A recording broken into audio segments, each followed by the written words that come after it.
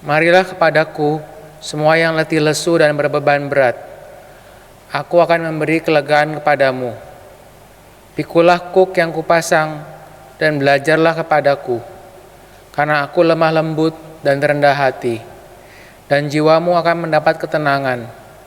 Sebab kuk yang kupasang itu enak dan bebanku pun ringan.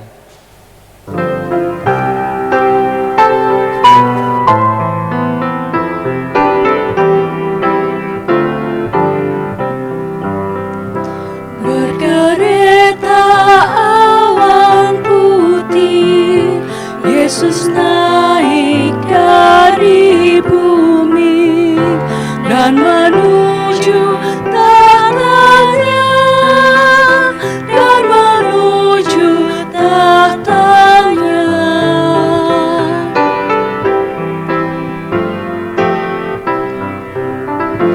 Bertelurlah tiap makhluk, tiap lidah pun mengaku Yesus Tuhan semesta, Yesus Tuhan semesta.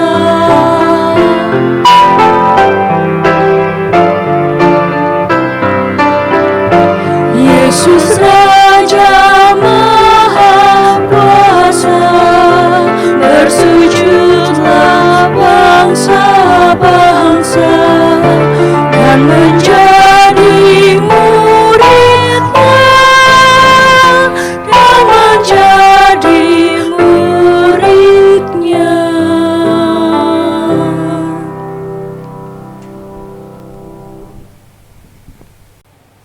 Jemaat Tuhan yang kami kasihi, marilah kita mengawali kebaktian ini dengan keyakinan iman bahwa pertolongan kita adalah dalam nama Tuhan yang menjadikan langit dan bumi.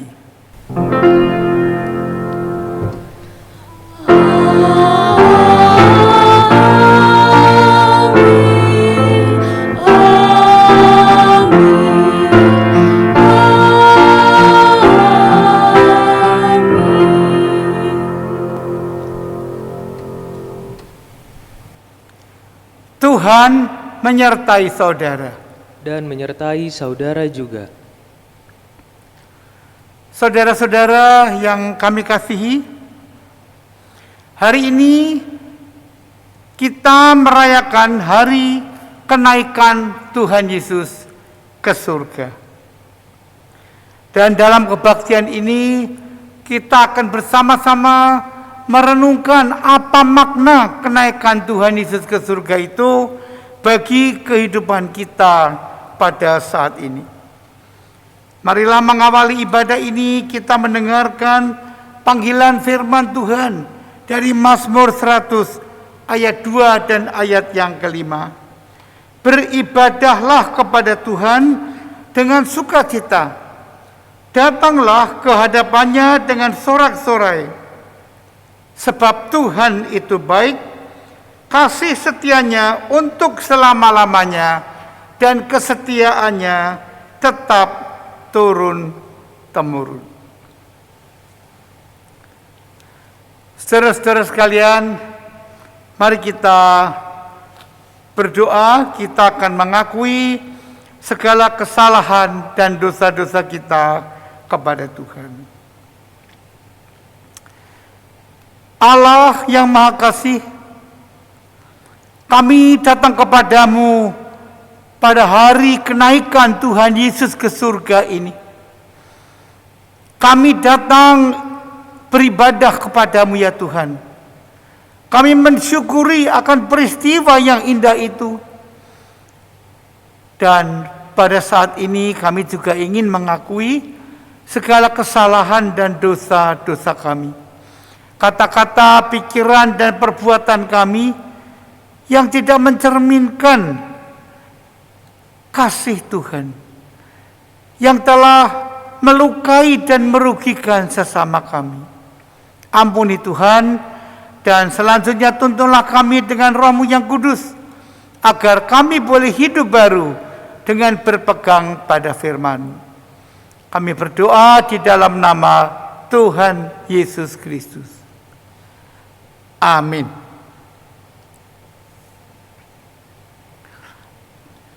Jemaat Tuhan, kami undang bangkit berdiri. Kita akan mendengarkan berita anugerah. Dalam Lukas 24 ayat 46 sampai 48 dikatakan demikian. Katanya kepada mereka, ada tertulis demikian, Mesias harus menderita dan bangkit dari antara orang mati pada hari yang ketiga. Dan lagi, dalam namanya berita tentang pertobatan dan pengampunan dosa harus disampaikan kepada segala bangsa, mulai dari Yerusalem. Kamu adalah saksi dari semuanya ini. Demikianlah berita anugerah dari Tuhan. Syukur kepada Allah.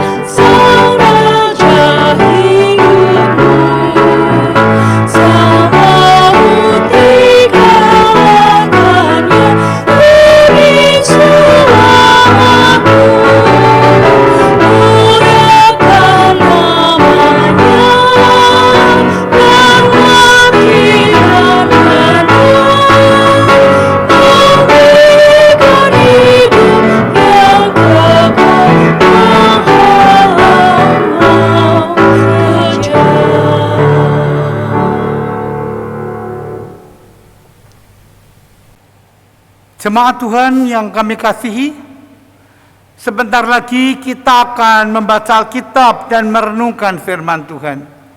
Marilah sebelumnya kita berdoa, mohon pimpinan agar Roh Kudus menerangi hati dan pikiran kita, agar kita mampu untuk memahami firman Tuhan dan melakukan firman-Nya. Mari kita berdoa. Kembali kami menghadap takhta-Mu yang kudus ya Tuhan. Kami merasa bahwa kami adalah manusia yang lemah dan terbatas. Tidak mungkin dengan kemampuan kami, dengan akal dan pikiran kami bisa memahami firman-Mu yang indah dan mulia ini. Karena itu, pada hari kenaikan Tuhan Yesus ke surga, kami ingin secara khusus mendengarkan berita dari firman Tuhan, dan biarlah kiranya firman Tuhan itu boleh bermakna bagi kehidupan kami saat ini. Tuhan, tolonglah kami, bukalah hati dan pikiran kami untuk bisa memahami dan melakukan firman-Mu itu. Pakailah juga hamba-Mu ini dengan segala keterbatasannya untuk menyampaikan firman Tuhan yang indah dan mulia itu. Terima kasih Tuhan, berfirmanlah kepada kami, karena kami telah siap untuk mendengarkan dan melakukannya. Kami berdoa di dalam nama Tuhan Yesus Kristus. Amin. Saudara-saudara sekalian, pembacaan Alkitab kita pada hari ini terambil dari Injil Lukas pasal 24 ayat 44 hingga ayat yang ke-53. Injil Lukas pasal 24 ayat 44 sampai dengan ayat yang ke-53.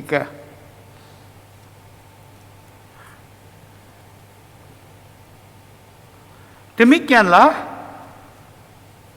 firman Tuhan.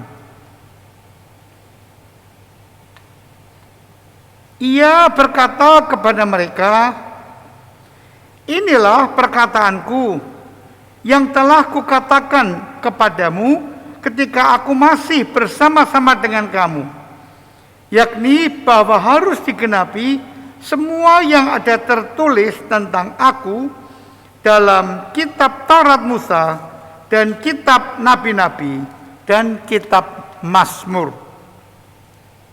Lalu ia membuka pikiran mereka sehingga mereka mengerti kitab suci. Katanya kepada mereka, ada tertulis demikian, Mesias harus menderita dan bangkit dari antara orang mati pada hari yang ketiga. Dan lagi dalam namanya berita tentang pertobatan dan pengampunan dosa harus disampaikan kepada segala bangsa mulai dari Yerusalem. Kamu adalah saksi dari semuanya ini, dan aku akan mengirim kepadamu apa yang dijanjikan Bapakku.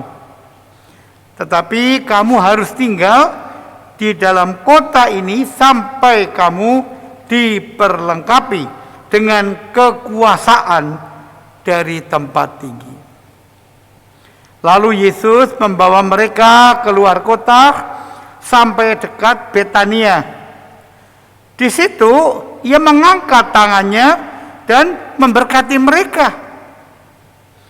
Dan ketika ia sedang memberkati mereka, ia berpisah dari mereka dan terangkat ke surga. Mereka sujud menyembah kepadanya. Lalu mereka pulang ke Yerusalem dengan sangat bersukacita. Mereka senantiasa berada di dalam bait Allah dan memuliakan Allah. Demikianlah Injil Yesus Kristus. Berbahagialah mereka yang mendengarkan firman Allah dan yang memeliharanya.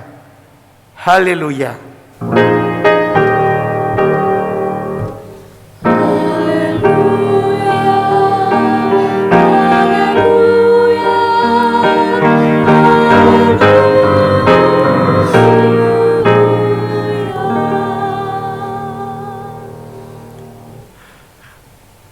Saudara-saudara yang kami kasihi, saksi adalah orang yang memberitakan tentang sesuatu. Bisa tentang orang, bisa tentang kejadian, bisa tentang peristiwa tertentu. Biasanya saksi itu telah melihat atau mendengar atau mengalami sendiri apa yang akan ia saksikan, lalu ia memberitakan kepada orang lain. Sebagai contoh, orang yang menyaksikan tentang kondisi temannya yang sedang sakit dan dirawat di rumah sakit. Setelah ia mengunjungi temannya yang sakit itu, ia bisa menceritakan, menyaksikan tentang temannya itu yang waktu itu merasakan kesakitan, sulit untuk mengambil nafas, sedang diinfus, dan sebagainya. Begitu juga kalau ada orang yang menyaksikan sebuah kecelakaan.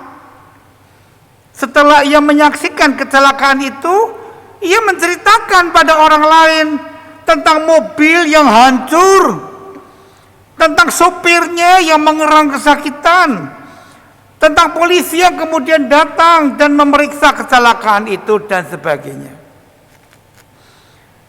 Sebenarnya dalam sebuah kesaksian, yang penting itu adalah isi kesaksian itu, dan bukan orang yang menyaksikannya, saudara-saudara. Tapi anehnya toh, dalam gereja ini kesaksian yang sering kali disampaikan orang, yang diperhatikan orang itu dan dianggap penting bukanlah peristiwa yang disaksikannya, tetapi orang yang menyaksikan. Ya, bukan tentang isi kesaksian itu. Contohnya, dalam sebuah kebaktian ada orang yang mau bersaksi tentang kebaikan Tuhan atas dirinya. Di gereja-gereja tertentu sangat ditekankan kesaksian seperti ini. Anggota jemaat dipanggil ke depan untuk bersaksi tentang apa saja yang dia mau saksikan. Nah, orang ini menyaksikan bahwa ia pernah mengalami pergumulan yang berat. Ia pernah mengalami penyakit yang menurut dokter tidak bisa disembuhkan lagi. Tapi ia tidak berputus asa. Dia bilang, waktu itu saya tidak berputus asa. Ya, dia bilang, saya tetap percaya bahwa Tuhan sanggup menolong saya dan menyembuhkan saya sebab Dia adalah Tuhan yang berkuasa. Karena itu, orang ini kemudian melanjutkan kesaksiannya. Ia berharap pada Tuhan. Siang malam ia berdoa kepada Tuhan.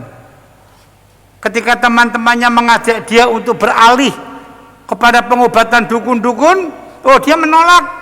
Menurut dia, lebih baik saya mati daripada meninggalkan iman saya kepada Tuhan. Ketika anggota-anggota jemaat mendengarkan kesaksian itu, saudara-saudara, mereka semua sangat terpesona. Mereka lalu sangat menghargai dan memuji-muji orang yang bersaksi tadi seperti orang yang tabah dan setia kepada Tuhan. Dia berkata pada sebelahnya, ini loh contohnya orang yang beriman kepada Tuhan, ya kayak begini. Ternyata melalui kesaksian itu, nama orang inilah yang kemudian dimuliakan, dipuji-puji, dan bukan nama Tuhan yang telah berbuat baik kepadanya. Padahal mestinya dalam sebuah kesaksian, Tuhanlah yang harusnya disaksikan dan dimuliakan, dan bukan orang yang menyaksikan itu sendiri. Banyak kan kita jumpai kesaksian-kesaksian seperti itu. Kemudian orang memuji-muji orang itu. Bukan Tuhan yang dipuji, tapi orang itu.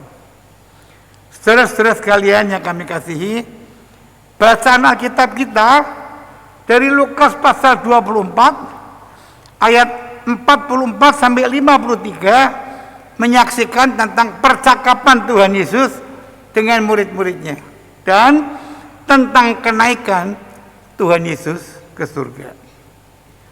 Dalam percakapan antara Tuhan Yesus dengan murid-muridnya ini dapat kita pelajari beberapa hal penting.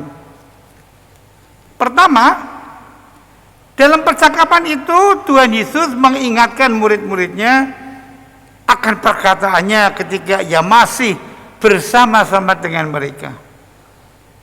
Perkataan tentang apa? Bahwa harus digenapi semua yang tertulis dalam kitab suci, dalam kitab Taurat, kitab nabi-nabi, dan kitab Mazmur tentang Yesus.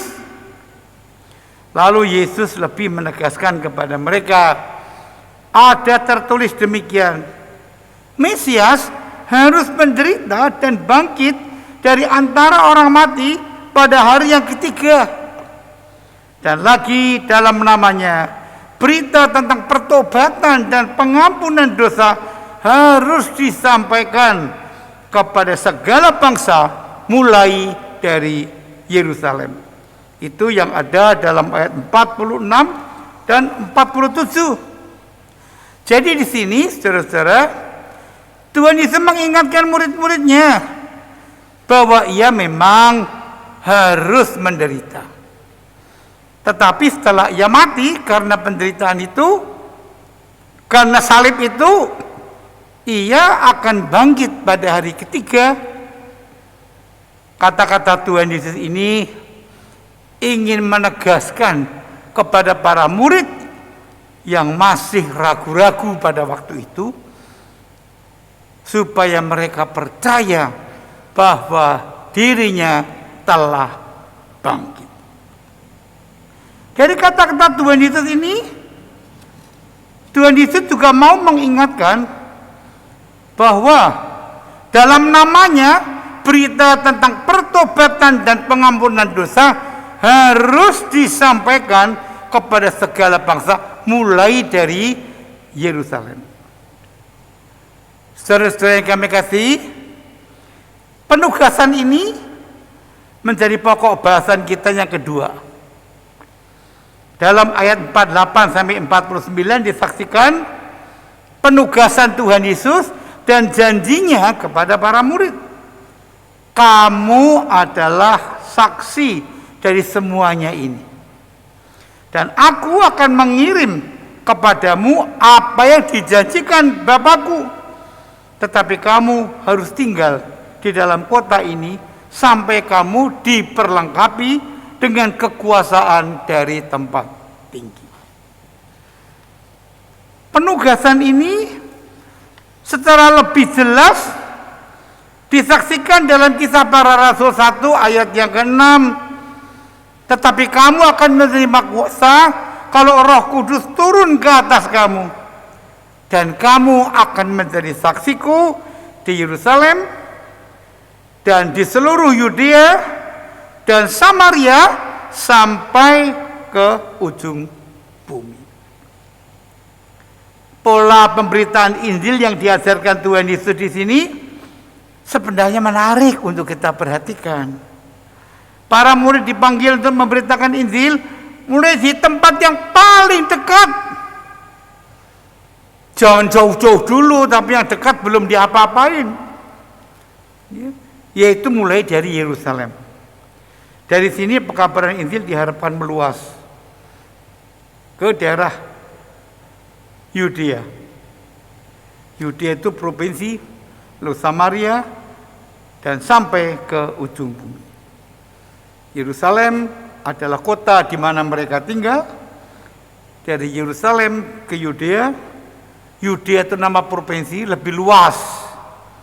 Dari situ ke wilayah lain Samaria, dan dari Samaria meluas sampai ke ujung bumi. Murid-murid Yesus melakukan tugas pengutusan ini dengan baik.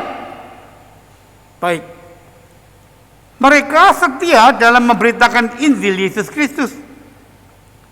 Kalau saat ini ada orang-orang percaya kepada Tuhan Yesus di negara kita Indonesia ini, itu juga karena kesetiaan orang-orang Kristen untuk memberitakan Injil. Jauh-jauh dari Eropa, dari Amerika, dari tempat-tempat yang lain, mereka datang ke Indonesia kadang-kadang di pedalaman-pedalaman. Untuk apa? Untuk memenuhi amanat agung Tuhan Yesus ini. Kamu adalah saksiku. Memberitakan Injil atau menjadi saksi Tuhan memang bukan hal yang mudah, saudara-saudara. Bukan hal yang mudah. Tugas ini membutuhkan pengorbanan yang besar. Orang-orang yang memberitakan Injil seringkali ditolak. Ada pekabar-pekabar Injil yang bahkan dibunuh. Tetapi pekabar-pekabar Injil ini biasanya tidak undur. Walaupun mengalami hambatan, kesukaran, bahkan nyawanya sendiri. Tidak. Karena memberitakan Injil atau menjadi saksi Tuhan ini tidak mudah, sulit. Untuk bisa memberitakan Injil dengan baik, para murid dijanjikan Yesus akan diberikan kuasa oleh Tuhan. Kuasa inilah yang memungkinkan para murid bersaksi tanpa takut dan gentar. Murid-murid yang tadinya ketakutan, gentar ketika Tuhan Yesus disalibkan, sekarang mereka bisa bersaksi tanpa takut dan gentar setelah mereka mendapat kuasa dan kekuatan dari Roh Kudus. Dan untuk melakukan pekabaran Injil pada waktu itu, para murid itu juga akan diperlengkapi dengan tanda-tanda yang disaksikan dalam Markus 16 ayat 17 sampai 18. Di tengah-tengah dunia pada waktu itu yang masih percaya dengan kuasa-kuasa kayak begitu, para murid diberikan tanda-tanda ini. Apa itu? Dalam Markus 16 ayat 17 sampai 18. Tanda-tanda ini akan menyertai orang-orang percaya. Mereka akan mengusir setan-setan demi namaku. Mengusir setan, saudara-saudara. Mereka akan berbicara dalam bahasa-bahasa yang baru bagi mereka. Mereka akan memegang ular, dan sekalipun mereka minum racun maut, mereka tidak akan mendapat celaka. Mereka akan meletakkan tangannya atas orang sakit, dan orang itu akan sembuh. Jadi dalam memberitakan Injil, Yesus juga melengkapi mereka dengan berbagai kuasa supaya dunia percaya kepada Tuhan. Penyertaan Roh Kudus ini memang sangat dibutuhkan oleh para murid pada waktu itu. Mengapa? Sebab setelah kenaikan Tuhan Yesus ke surga, para murid dan orang-orang percaya ini mengalami kesukaran dan penderitaan yang besar. Mereka dihambat, mereka dikejar-kejar, ditangkap, bahkan ada yang dibunuh. Apalagi setelah Stefanus dilempari batu sampai mati, mulailah penganiayaan yang hebat terhadap jemaat Tuhan di Yerusalem. Namun dengan pertolongan Roh Kudus, para murid dan orang-orang percaya bisa menjadi kuat di dalam iman, sehingga mereka tidak takut sedikit pun terhadap kesukaran dan penderitaan itu. Jadi, walaupun Tuhan Yesus naik ke surga, Roh Kudus hadir untuk menggantikan peran Yesus di dunia ini. Saudara-saudara yang kami kasih, dalam bacaan Alkitab kita tadi, secara khusus dalam Lukas 24 ayat 50 sampai 53 juga diberitakan tentang kenaikan Tuhan Yesus di surga. Peristiwa ini akan menjadi pokok bahasan kita yang ketiga. Pada waktu itu Yesus mengajak para murid keluar kota sampai dekat Betania. Di situ dia mengangkat tangannya dan memberkati mereka. Tuhan Yesus naik ke surga dengan memberkati para murid. Jadi perpisahan antara Tuhan Yesus dengan murid-muridnya ditandai dengan berkat Tuhan. Berpisah dalam berkat Tuhan tentu membahagiakan. Walaupun secara jasmani murid-murid tidak bisa bertemu lagi dengan Tuhan secara fisik, namun mereka akan tetap bisa berjumpa secara spiritual. Mereka akan tetap dipelihara dan diberkati. Dan berbicara tentang berkat Tuhan dalam Alkitab dinyatakan berkat itu begitu dalam dan luas pengertiannya. Kalau kita misalnya bandingkan dengan Mazmur 23 ayat 1 sampai 3, berkat Tuhan digambarkan mencakup berkat jasmani, berkat rohani, dan tuntunan dalam hidup ini. Padang rumput dan air yang tenang menggambarkan berkat jasmani. Kesegaran jiwa menggambarkan berkat rohani. Di samping itu, domba-domba Tuhan masih dituntun agar tidak tersesat. Karena berpisah dalam berkat Tuhan, para murid kemudian bisa pulang ke Yerusalem dengan sangat bersukacita. Mereka sujud menyembah kepadanya, mereka juga senantiasa di bait Allah dan memuliakan Allah. Inilah respons para murid terhadap kenaikan Tuhan Yesus ke surga. Bersukacita, menyembah, dan memuliakan Allah. Dan memuliakan Allah itu salah satu bentuknya nanti adalah bersaksi, memberitakan Injil ke seluruh muka bumi. Saudara-saudara yang kami kasihi, sekarang bagaimana sikap kita dalam menyambut kenaikan Tuhan Yesus ke surga? Sebenarnya ada beberapa hal juga yang dapat kita kerjakan. Pertama, seperti diingatkan oleh tema khotbah kita hari ini, kita mendapat tugas dari Tuhan Yesus untuk melanjutkan apa yang telah Ia kerjakan di dunia ini. Dengan perkataan lain, kita dipanggil untuk menjadi saksinya dan memberitakan Injilnya. Kita menjadi saksi Tuhan dan pemberita-pemberita Injil. Caranya bagaimana? Pertama, kita bisa menjadi saksinya atau memberitakan Injilnya melalui kata-kata kita, melalui mulut kita. Kita bisa menyaksikan kebaikan Tuhan kepada orang lain. Kalau ada orang yang pernah ditolong oleh dokter yang ahli, saudara-saudara, dan sembuh, biasanya orang ini tidak diam saja. Dia akan menyaksikan kehebatan dokter ini kepada orang lain. Kalau ada orang lain yang sakit, dia bilang, datanglah ke dokter saya. Wah, dia top, dia pandai, dia hebat, dia baik. Tapi kalau Tuhan yang melakukan bermacam-macam kebaikan dan kehebatannya kepada kita, apakah kita juga pernah menyaksikannya pada orang lain? Kalau Yesus sudah menyelamatkan hidup kita, apakah kita juga pernah memberitakan tentang keselamatan itu pada orang lain?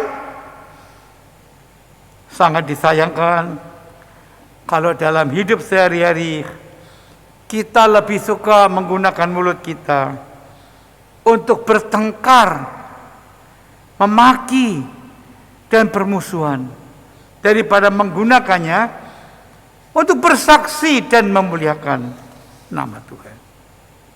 Kedua, kita bisa menjadi saksinya melalui sikap hidup dan perbuatan kita. Kita tidak hanya berbicara, tetapi berbuat. Banyak orang menjadi percaya kepada Tuhan Yesus karena sikap hidup orang Kristen ini. Tidak hanya berbicara, tetapi berbuat. Untuk itu dalam Matius 5 ayat 16 dikatakan, hendaknya terangmu bercahaya di depan orang, supaya mereka melihat perbuatanmu yang baik dan memuliakan Bapamu yang di surga. Sekarang bagaimana dengan perbuatan kita? Apakah perbuatan kita juga menjadi kesaksian bagi orang lain? Apakah melalui perbuatan kita nama Tuhan dimuliakan, orang tertarik untuk menjadi murid Tuhan Yesus? Atau sebaliknya? Ketiga, kita diharapkan dapat menjadi saksi Tuhan dalam hikmat-Nya. Khotbah kita mengatakan menjadi saksi dalam hikmat-Nya. Maksudnya apa? Dalam hikmat Tuhan, bukan dengan kemauan kita sendiri, bukan dengan ajaran-ajaran yang lain. Sebagai contoh, kita menjadi saksi Tuhan untuk memuliakan Allah dan bukan memuliakan diri kita. Kita memberitakan Injilnya bukan dengan tujuan mendapatkan keuntungan bagi diri kita, enggak. Sebaliknya kita dapat menjadi saksinya sesuai dengan firman-Nya, mengikuti teladan Yesus yang rela menderita untuk kesaksian dan untuk pelayanannya. Saudara-saudara yang kami kasih, ketika Tuhan Yesus naik ke surga, Ia memberkati murid-muridnya. Murid-muridnya diberi tugas untuk menjadi saksinya, dan hidup mereka diberkati Tuhan. Berkat Tuhan ini tentu tidak hanya diberikan kepada murid-murid Tuhan Yesus pada zaman dulu, tetapi juga kepada kita pada masa kini. Karena itu di dalam memperingati kenaikan Tuhan Yesus di surga, kita pun seharusnya bisa hidup dengan penuh sukacita dan memuliakan Allah seperti yang dilakukan para murid. Kita tidak perlu lagi khawatir dan gelisah karena Roh Kudus senantiasa menolong kita. Tuhan Yesus menjaga kita dan melindungi kita dengan kuasa-Nya. Di samping itu, Ia selalu memberkati kita. Di dunia ini hanya sedikit orang loh yang bisa hidup dengan sukacita. Banyak orang yang hidup dengan ketakutan, kekhawatiran, kegelisahan, keluh kesah, dan sebagainya. Lebih banyak orang yang mengeluh daripada bersyukur. Kadang-kadang hal yang buruk belum tentu terjadi, sudah dikhawatirkan dan ditakutkan sehingga ia tidak bisa tidur. Padahal hal itu belum tentu terjadi, saudara-saudara. Sebagai orang percaya, sebenarnya kita adalah orang yang berbahagia. Mengapa? Sebab kita selalu berada dalam perlindungan dan berkat Tuhan. Karena itu, sebenarnya apa yang perlu kita takutkan dalam hidup di dunia ini? Tentu tidak ada.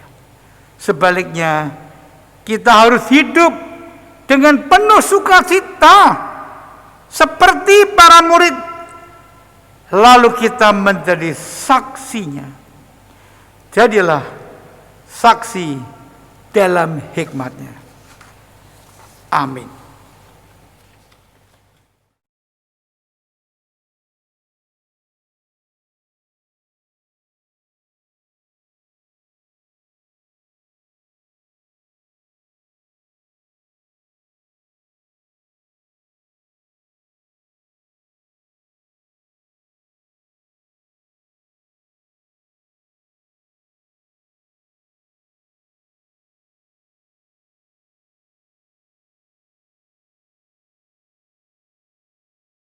Umat Tuhan, marilah kita berdiri dan mengikrarkan iman kita bersama-sama seturut dengan pengakuan iman rasuli. Aku percaya kepada Allah, Bapa yang Maha Kuasa, Khalik langit dan bumi, dan kepada Yesus Kristus, Anak-Nya yang tunggal, Tuhan kita yang dikandung daripada Roh Kudus, lahir dari anak darah Maria, yang menderita sengsara di bawah pemerintahan Pontius Pilatus, disalibkan, mati dan dikuburkan, turun ke dalam kerajaan maut. Pada hari yang ketiga, bangkit pula dari antara orang mati, naik ke surga, duduk di sebelah kanan Allah Bapa yang Maha Kuasa. Dan dari sana, Ia akan datang untuk menghakimi orang yang hidup dan yang mati. Aku percaya kepada Roh Kudus, Gereja yang kudus dan am, persekutuan orang kudus, pengampunan dosa, kebangkitan orang mati, dan hidup yang kekal. Amin. Mari kita menaikkan doa syafaat. Akan kita akhiri dengan nyanyian doa Bapa kami. Mari kita berdoa. Kami bersyukur kepadamu ya Tuhan, karena pada hari ini kami boleh mengingat kembali akan peristiwa yang sangat penting. Tuhan Yesus naik ke surga. Dengan Yesus naik ke surga, itu memungkinkan kami juga bisa berjumpa dengan Tuhan Yesus secara spiritual. Tuhan, kami berdoa pada saat ini untuk saudara-saudara kami yang sedang sakit. Kami berdoa bagi Ibu Lin Yahya, Ibu Yeti, Ibu Setiawan Tobing, dan Ibu Nurlita. Tuhan, tolong sembuhkanlah mereka. Kami juga mohon perlindungan dan pemeliharaan-Mu untuk kehidupan kami sekalian sebagai umat-Mu dan kami sebagai manusia.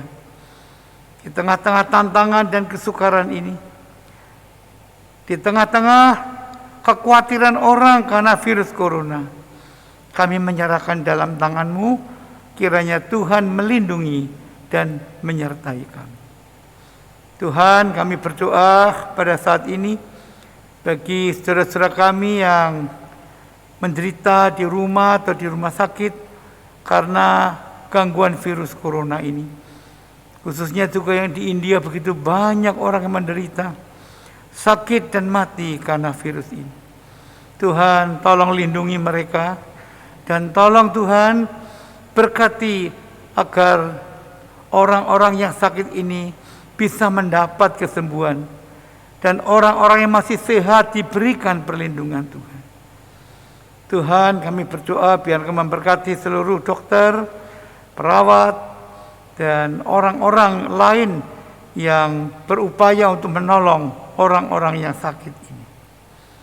Kami berdoa bagi banyak orang yang hidup dalam ketakutan, kekhawatiran, orang-orang yang tidak punya kepastian, orang-orang yang mendapatkan pemutusan hubungan kerja.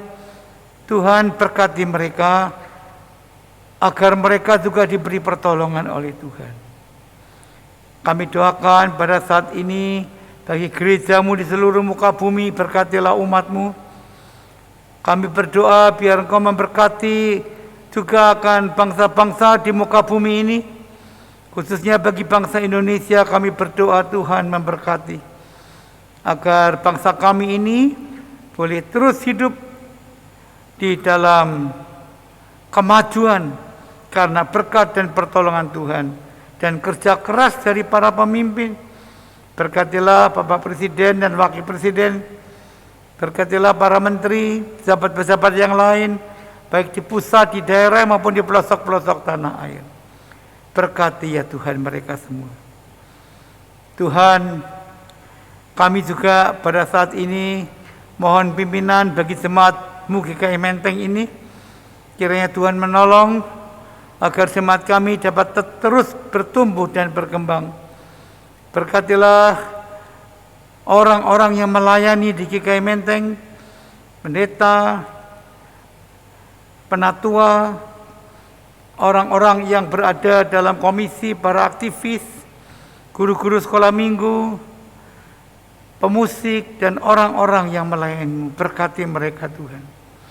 Kami juga berdoa pada saat ini bagi kehidupan kami di masa depan. Kami mau menyerahkan dalam tangan-Mu, karena kami yakin hanya di dalam kuasa-Mu, hanya di dalam naungan dan perlindungan-Mu, hidup kami menjadi aman dan tenteram. Terima kasih Tuhan, kami serahkan seluruh doa kami dan hidup kami di dalam nama Tuhan Yesus Kristus.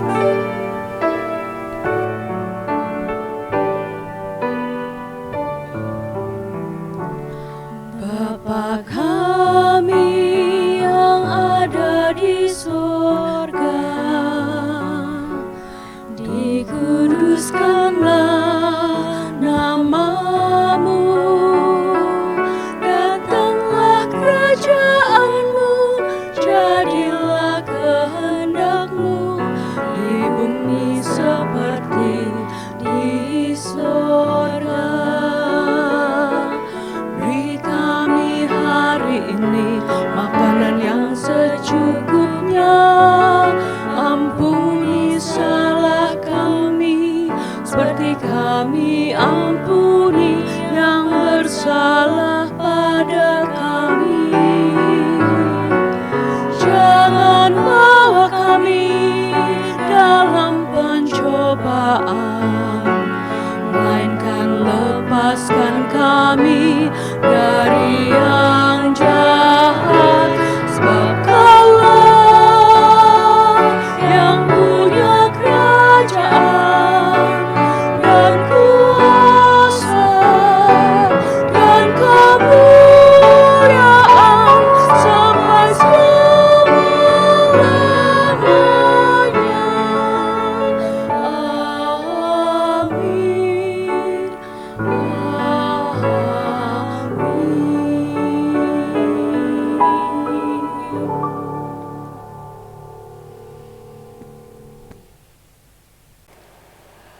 Pagi ini kita diberi kesempatan untuk memberikan persembahan.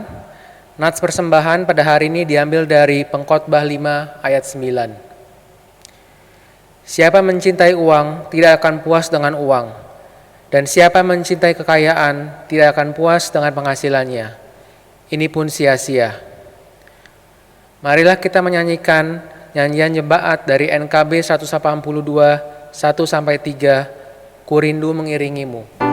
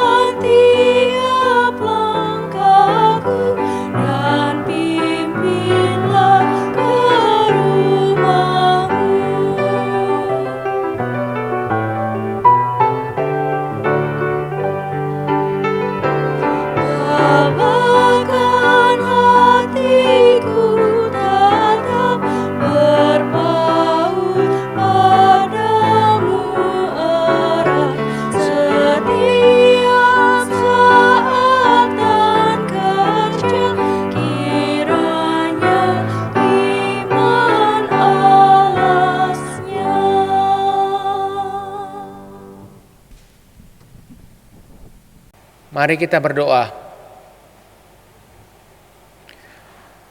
Allah Bapa di surga, kami bersyukur pada hari ini kami diberikan kesempatan untuk mempersembahkan sebagian dari berkat yang Tuhan telah berikan kepada kami.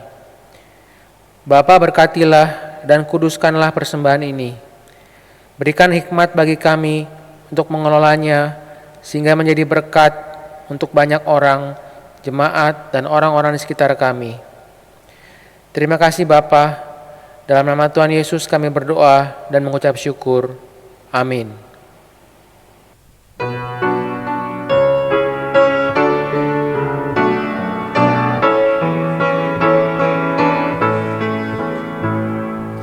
Di jalan hidup yang lebar sempit, orang sedih mengerang. Tolong mereka yang dalam gelap, bawalah sinar terang.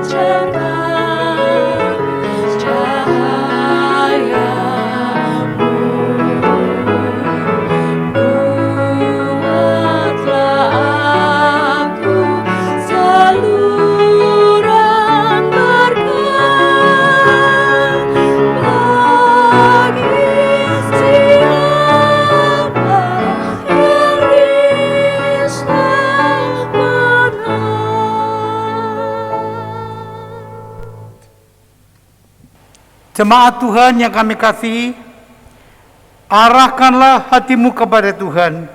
Kami mengarahkan hati kami kepada Tuhan.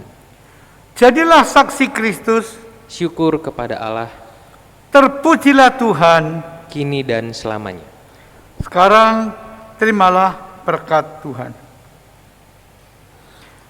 Semoga Allah sumber pengharapan memenuhi kamu dengan segala sukacita dan damai sejahtera dalam iman kamu, supaya oleh kekuatan Roh Kudus kamu berlimpah-limpah dalam pengharapan.